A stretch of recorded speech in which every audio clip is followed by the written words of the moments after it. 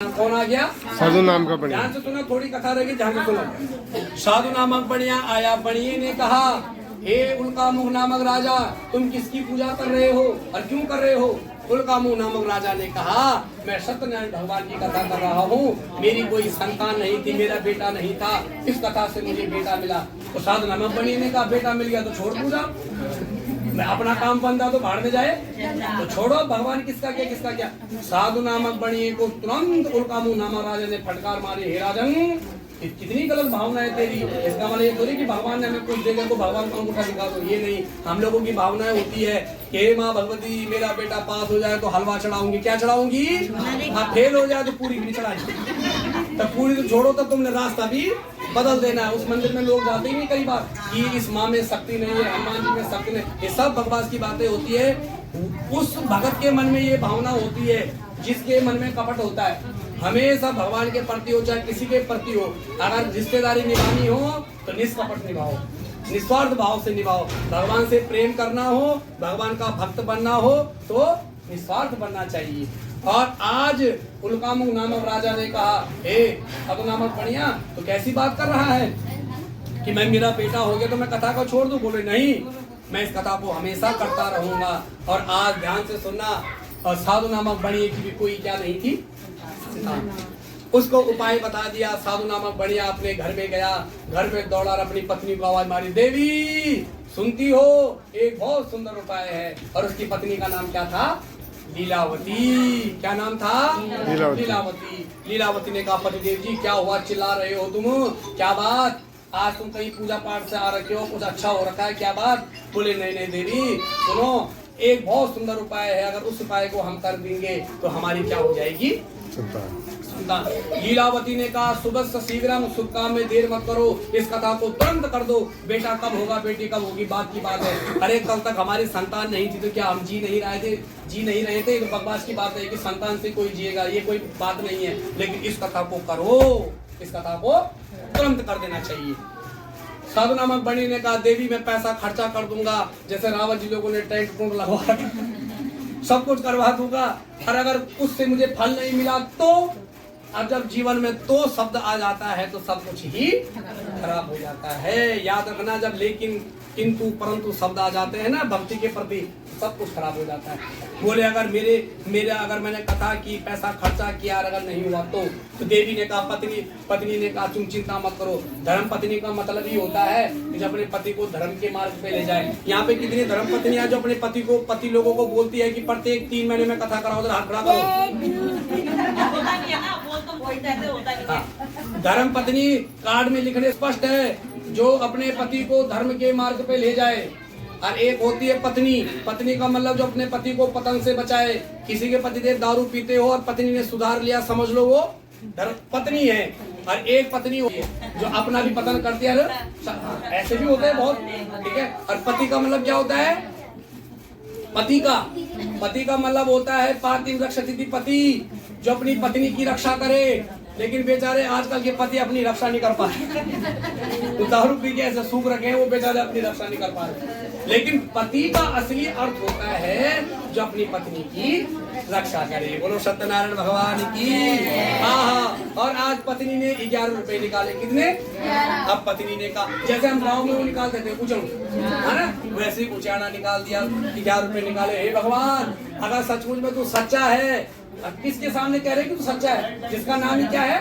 सत्यनारायण। अब देखो, हाँ बातों को देखो, आप जरा, आप हम सब पढ़े लिखे, अब एक नए उसमें जाइए, इस कथा को लेके, पुरानी बातें छोड़ो। उसके सामने कह रहे हैं कि अगर तू सच्चा है तो, किसके सामने?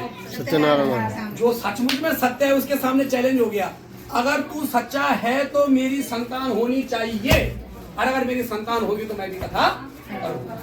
अरे भगवान तो दयालु है, भगवान तो कृपालु है, वो भगवान कभी किसी का अनहित नहीं चाहते, वो सबका हित ही चाहते हैं। और समय बीता, मेरी माताओं ध्यान से सुना, अभ्यत युक्ताननं चित्ता भगवत धर्म परायण, गर्भणी सा भवतस्या भार्या सत्य प्रसादता। अरे भगवान की कृपा ऐसी हुई, लीलावती गर्भवती हुई, अब 10वें माह शिवे तस्या कन्या रत्न जाएगा। ठीक 10वें महीने इनके यहाँ कन्या हो गई। बोलो सत्यनारायण भगवान की जय। बेटी बड़ी बड़ी होने लगी, कला कला पढ़ने लगी, तो बेटी का नाम पड़ गया कलावती, नामकरण हुआ। और पति ने कहा पतिदेव जी पंडित जी नामकरण करके चले गए, अब क्या करवा दो? पतिदेव जी ने कहा देवी पैसा हो गया खत्म, टेंट टूट लगा के लोगों को खूब खिला पिला दिया है, पैसा हो गया खत्म। बोले क्या करोगे? बोले जब जन्मदिन आएगा तब जन्मदिन में खूब पार्टी करेंगे, तब करेंगे। समय बीता तो जन्मदिन भी आ गया। पति ने कहा पतिदेव जी सुबह कथा करवा लो, शाम को जन्मदिन मना लेना। तो जैसे ही ये बात बोली शाम का समय भी चला गया। बोले पतिदेव जी क्यों नहीं की? बोले देवी जन्मदिन में पैसा ज्यादा खर्चा हो गया, केक बहुत बड़ा आ गया। आजकल के जन्मदिन मनाने वालों सुन लो, जितने भी लोग जन्मदिन मनाते हैं सब गलत मनाते हैं। जिनके बच्चों का केक कटता है, केक में मोमबत्तियां बुझती है, उसका जीवन 1 साल के लिए चौपट होता है। और आप लोग कितनी गंदी भावनाओं के साथ जन्मदिन मना रहे हो। पहले के लोग, मैं तो तभी बोलता हूँ, पहले के हमारी माताएं अनपढ़ होती थी, कम पढ़े लिखे होते थे लेकिन संस्कारी होते थे। और आजकल बीटेक, एमटेक, बीएससी, एलएलबी, फलाना ढिमकाना सब अनपढ़ हो रहे हैं आजकल। अब जितने लोग भी पढ़े लिखे हैं, मोमबत्ती कभी नहीं बुझाना चाहिए, मुंह से याद रखना। जिसका दीपक बच्चे के मुंह से बुझता है उसका जीवन कब बुझ जाए कोई भरोसा नहीं। मैं आपको प्रमाणित बातें बता रहा हूँ। और आप लोग क्या करते हो? मार बेटा फूक कर दे, और वो बच्चे भी कर दे बेटा चौपट कर। जिसके बच्चे के जन्मदिन में मोमबत्ती बुझती है उसके साल की गारंटी नहीं है, लेकिन जिसके बच्चे के जन्मदिन में जितने साल का हुआ उतने दीपक जल के और भगवान के सामने रख दो। मंदिर नहीं है तो मंदिर खुले आसमान में रख दो, पूरे भगवान की सृष्टि है, दृष्टि है ये, और रख दो वहाँ पे दीपक। भगवान से प्रार्थना करो, हे भगवान जिस प्रकार ये दीपक जगमगा रहे हैं मेरे बेटे का भविष्य भी जगमगाए। बोलो सत्यनारायण भगवान की। और आजकल एक नया वो भी चला हुआ है, आजकल बच्चे की तस्वीर बनवा रहे हैं और तब बोल रहे बेटा काट बीच। एक जगह हो गया था पालम में ऐसी, फिर हमने रुकवाया उसको, देखो ना उसकी बीच खोपड़ी से याद रखना। सुन लो, जितने पढ़े लिखे हो इससे कुछ मतलब नहीं है, पढ़ा लिखा उसको नहीं बोलते, संस्कार होना चाहिए। संस्कार विहीन अगर कोई चीज होती है अनर्थकारी हो जाती है। कभी कभी तुम्हारा जो हर्षो उल्लास होता है ना, वो कभी कभी मातम में भी छा जाता है, पता नहीं चलता, 1 सेकंड नहीं लगता। गलत भावनाओं को छोड़ देना चाहिए। किसी के भी जन्मदिन में मोमबत्ती नहीं बुझनी चाहिए। जितने साल का है उतनी मोमबत्ती जलाओ, भगवान के सामने रखो, भगवान से प्रार्थना करो। दीपक बुझाने का मतलब क्या होता है पता है? आपका बेटे का विवाह होता है तो तुम पंडित जी तुम्हारे यहाँ जब पूजा करते हो तो पहले क्या प्रज्वलित करते हैं? तुम्हारे यहाँ नामकरण की पूजा होती है तो दीपक, हर सिस्टम में हर पूजा में दीपक पहले प्रज्वलित होता है, लेकिन जन्मदिन में मार बेटा फूक। क्यों अनर्थ हो रहा है? ठीक है, बिल्कुल भी नहीं, ये गलत है, बिल्कुल रॉन्ग है, बिल्कुल गलत है। ये हमारे सनातन धर्म में कहीं नहीं लिखा हुआ है। गलत करोगे तो गलत भुगतोगे, इसलिए आप मेरे अपने हो, मैं इसलिए समझा रहा हूँ। ठीक है, बोलो सत्यनारायण भगवान की। बोले देवी चिंता मत करो, विवाह समय तस्या। अब इसका जब विवाह होगा तब हम क्या करेंगे? सत्यनारायण की कथा करेंगे। विवाह कब होगा? पहले जमाने में विवाह 12-13 साल की उम्र में। अब जैसे ही बेटी 12-13 साल की हुई उसके लिए बड़े पुत्र ढूंढा और विवाह संपन्न हो गया। पंडित जी फेरे करके अपने घर जाने लगे। पत्नी ने कहा पतिदेव जी एक काम करो, फटाफट पंडित जी को न्योता दे दो कि हमारी बेटी कल क्या आएगी, दूर बात। अब जैसे ही वापस आएगी दूल्हे के साथ तो हमारे घर में क्या करने आ जाना? साधु नामक बड़िए ने हाथ खड़े कर दे, देवी मेरे 15 लाख रुपए लगे। अब पैसा, अब देखो 15-10 लाख रुपए तो मैं आज के हिसाब से कह रहा हूँ। पिछले जमाने में हमारी माता जी को पूछ लो जो खुर्सी में बैठे हुए, आपकी शादी में कितना खर्चा हुआ होगा उस जमाने में? 5,000 10,000 पूछ लो तो 5,000 में तो 5 पैसे में सत्यनारायण की कथा भी होती थी। लेकिन इसका मन नहीं था, इसके मन में क्या था? लालच था, लोभ था कि मैं इस कथा को नहीं करूंगा। आप ध्यान से सुनो। आज बोले देवी मैं अपने दामाद के साथ जब कमा के आ जाऊंगा तब हम इस कथा को करेंगे। ध्यान से सुनो। अब दामाद के साथ कमाने के लिए चले गए, दूसरे राज्य में गए। वहाँ का राजा था चंद्रकेतु। कौन था? चंद्रकेतु राजा के यहाँ खूब कमाया धमाया, बढ़िया खूब नाव भर दी, सोना चांदी हीरा मोती पैसे की गड्डियां रखी हुई है, सोने के बिस्किट 250-300 कमा लिए, बढ़िया चकाचक हो रखा है। ठीक है, लेकिन भगवान की कृपा थी। मनुष्य के कर्म होते हैं, क्षणे रुष्टा क्षणे तुष्टा रुष्टा रुष्टा क्षणे क्षणा। और एक दिन ऐसा हुआ, ये भगवत लीला थी, और जिस राजा के यहाँ ये कमाने के लिए गए थे उसी राजा के यहाँ हो गई चोरी। सुनो, चोर सामान लेके भागे, आगे आगे चोर, पीछे पीछे सेवक, अरे पकड़ो पकड़ो चोर चोर चोर। तो चोरों ने सामान वहां छोड़ दिया जहां पे साधु नामक बढ़िया और उसका दामाद किराए पे रहते थे। जैसे वो यहाँ किराए पे रहते थे, बाहर सामान छोड़ दिया, खुद भाग गए। पीछे से सेवक आए, सेवकों ने सामान देखा तो बोले चोर भी, और अंदर आए तो बेचारे दोनों के दोनों खिचड़ी खा रहे थे। तुरंत हथकड़ी लगा दी, बोले चलो तुम चोर है। बोले महाराज हमने नहीं किया। बोले चोर कभी ये नहीं बोलता कि चोरी, इसलिए इनको पकड़ो, कारागृह कर दो, और ऐसा कारागृह करो जिंदगी भर के लिए कभी इनको छोड़ना नहीं। ठीक है, समझ गए? कारागृह इनको कर दिया। समय ऐसा हुआ मेरी माताओं, ध्यान से सुनो, और इनको जब कारागृह कर दिया तो लीलावती कलावती के घर में हो गई चोरी। क्या हो गई? चोरी। उनके यहाँ लाले पड़ गए। जैसे आपके यहाँ रावण जी की यहाँ कथा हो रही है, ऐसी किसी की यहाँ कथा हो रही थी। कलावती बेटी भी कथा सुनने गई थी, तो पीछे बैठी हुई उसके आंखों में आंसू आ गए। भगवान से प्रार्थना की, हे भगवान, अगर मेरे पिताजी और मेरे पतिदेव अगर ठीक ठाक घर आ जाएंगे तो गारंटी के साथ में भी इसका खपो। बोलो सत्यनारायण भगवान।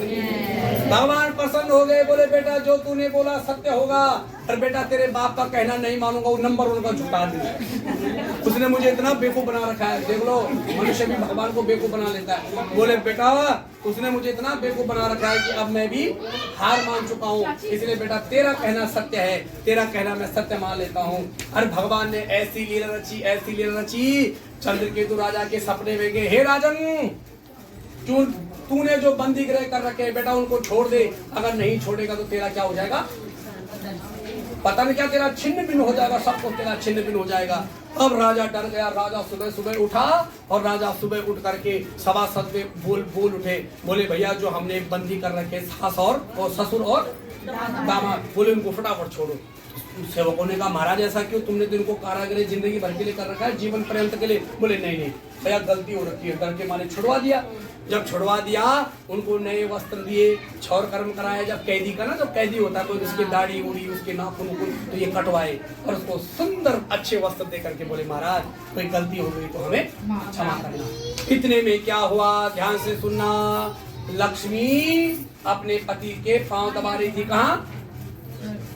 हाँ, अब सया में लेटे हुए थे भगवान जी, और जैसे ही भगवान जी उठे लक्ष्मी को बोले देवी मुझे तुरंत निकलना है। बोले कहाँ? बोले मुझे एक नंबर 1 कंजूस की परीक्षा लेने जाना है, दिल्ली जाना है। कौन बोले?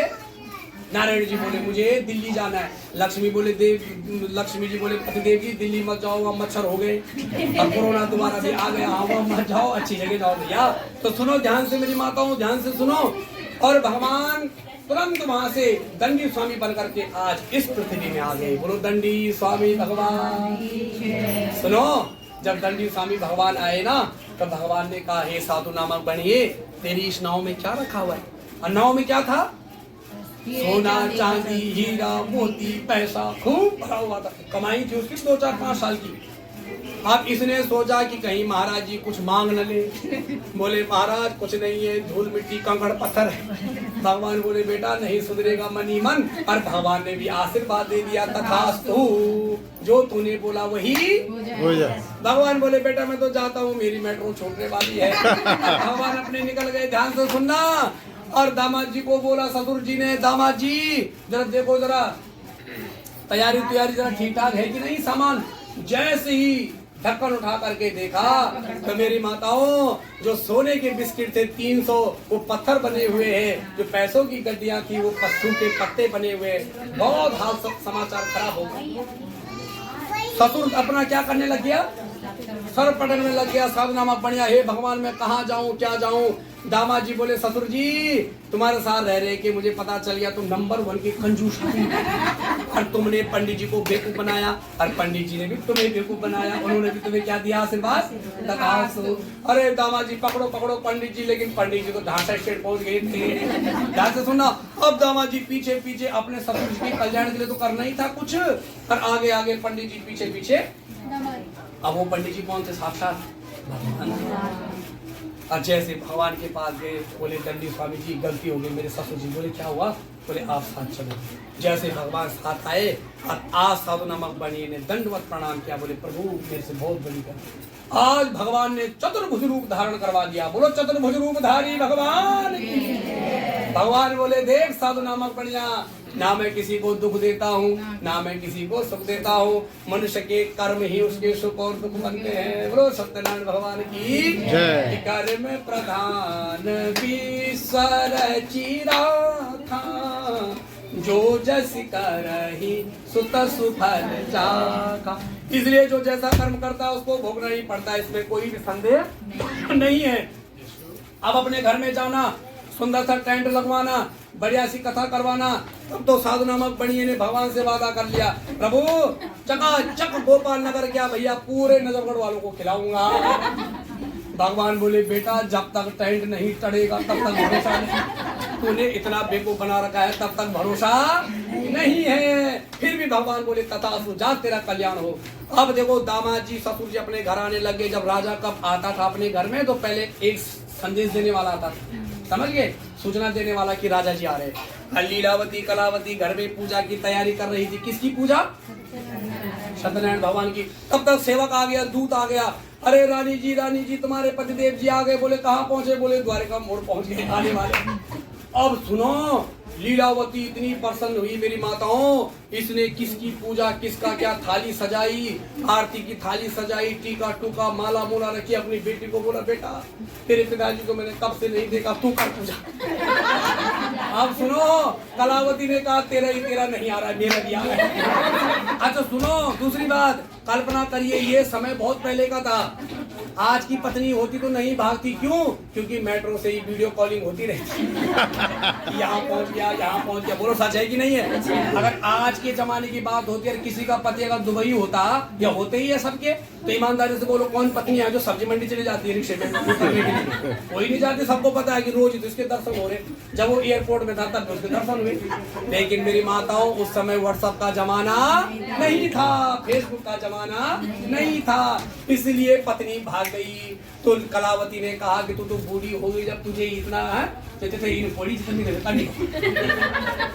अब बोले लीलावती तो भागी भागी, कलावती भी भागी। अब भगवान जी को मानो कहा कि भगवान जी शंख घंटी तुम खुद ही बजाओ। मतलब पूजा पाठ छोड़ दिया। इसीलिए कहते हैं कथा में बैठो तो पूरी कथा सुनो। ये नियम है, चरणामृत लेकर के पड़ता। अब जैसे स्वागत के लिए गई तो जो नाव से जिससे उतरने वाले से नाव हो गई अदृश्य। हाहाकार मच गया, हे भगवान कहाँ जाए, क्या करे, कैसे करे। तब तक जब हाहाकार हो गया तो आकाशवाणी हुई, बेटी कलावती तूने बहुत बड़ी गलती की है, तू और माँ दोनों फटाफट जाओ वापस और ठीक ठाक करो। माँ और बेटी दोनों वापस आई, पूजा संपन्न करके गई। जब संपन्न करके पूजा गई वापस गई तो सचमुच में इतना बड़ा चमत्कार, नाव अपने आप ऊपर आ गई। बोलो नारायण भगवान की। तब तो भैया एक दूसरे के गले लगे, गले लग करके एक दूसरे की भैया खूब आदर सत्कार किया। और लीलावती बोलने लग गई पतिदेव जी अब ये गलती कभी मत करना, और जो भी कुछ था ये तो तुम्हारी बेटी कलावती के कारण हो गया, कलावती के कारण तुम्हारा कल्याण हुआ, इसलिए नहीं तुम्हारा हाँ तुम्हारा तो दुर्भाग्य ही चल रहा था जो तुमने ये गलत काम किए। और सूर्य जी बोले 28,000 सुमुनियों, इस कथा को जो जिस भाव से करता है उस प्रकार उसको मिलता है। यह लोग ये सुखम भुक्त्वा चांते सत्यपुरम में, जो इस कथा को जो सत्यता से करता है, जिस कथा को जो भाव से करता है, जो श्रद्धा से करता है, उसके बारे न्यारे हो जाते हैं। बोलो नारायण भगवान की।